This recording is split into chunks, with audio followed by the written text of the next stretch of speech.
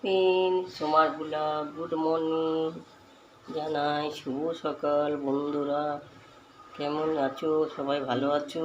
সব ডেলি দিনই জিজ্ঞেস করি তোমরা কেমন আছো। তোমরা যেন সবসময় ভালো থাকো, সুস্থ থাকো, ভালোভাবেই করো, ভালোভাবে কাটাও সবসময়।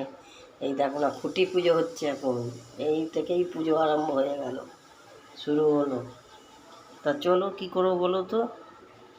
মাংস আনিনি, মুরগির মাংস আনিনি। কী করবো বলো তো, এই যে ডিম নিয়ে এসেছি, ডিম দিয়ে মামলেট করে ঝাল করে আলু দিয়ে ঝাল করব। আর দেখি এই যে শাক নিয়ে এসেছি, শাক ভাজবো, এই করব, আর কিছু করব না। তা চলো, এই তারপর চাটা হচ্ছে, এই দেখো। এদিকে ভাতও বসিয়ে দিয়েছি, এই যে। হ্যাঁ, তা কাটাকুটিটা করে নিই।